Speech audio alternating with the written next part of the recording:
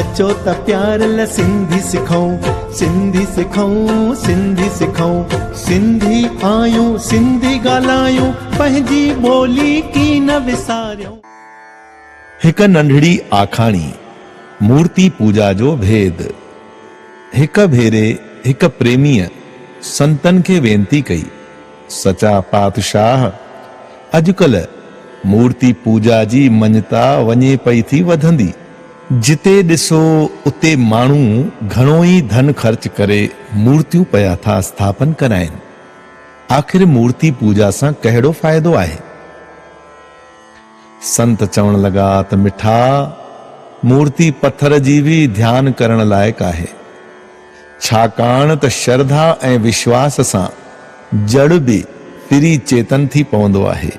जहिड़ीअ रीति चोर खे पकड़ण लाइ संदसि पेरनि जी दिशा जो सहारो वठी वञी खेसि पकड़बो आहे, तहिड़ीअ रीति प्रेमी पिण मूर्तिअ जो सहारो वठी परमात्मा ताईं वञी पहुचंदा आहिनि। जीअं भगत धन्य सच्चे विश्वास सां पत्थर में परमात्मा पातो, पर संदसि नानो भगत त्रिलोचन सालनि जा साल भक्ति कंदो रहिजी वियो, पर पोइ धन्य जे संग में उन्हें खे भी परमात्मा जो दर्शन नसीब थी वियो।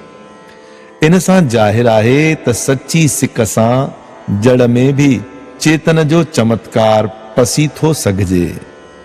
मूर्तिअ में भाव हुअण ॾाढो ज़रूरी आहे।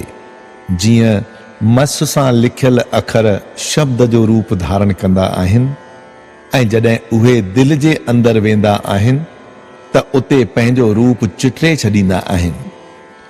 तहिड़ीअ तरह ही जीव भी मूर्तिअ खे ॾिसी परमात्मा जो स्वरूप पंहिंजे अंदर वेहारे छॾींदो आहे, ऐं पोइ परमात्मा खे ॾिसी अखंड आनंद में लीन थी वेंदो आहे।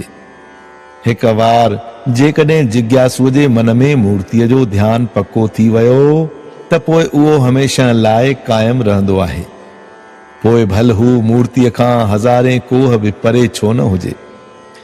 अहिड़ा वचन ॿुधी हिक प्रेमीअ शंका कई, हे दातार, जेकॾहिं मूर्ति खंडित थी पवे त पोइ उन जो छा कजे?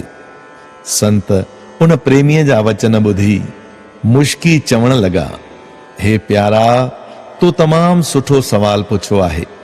जेकॾहिं मूर्ति पंहिंजो पाण ई खंडित थी पवे त उन जाइ ते नई मूर्ति विराजमान करे सघजे थी। जेकॾहिं उनखे को दुश्मन जोरीअ खंडित करण जी कोशिश करे त उन जो मुक़ाबिलो करण घुर्जे, ऐं जेकॾहिं मुक़ाबिलो कंदे प्राण बि ॾियणा पवनि त उन जो को बि सांगो न करण घुर्जे।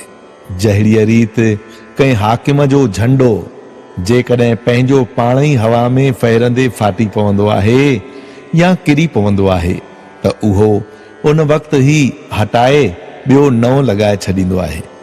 पर ॿिए कंहिं मुल्क जो हाकिम उनखे पंहिंजे हथनि सां लाहींदो आहे त पोइ सॼे मुल्क खे ई उनखे बचाइण लाइ कुर्बान करे छॾिबो आहे।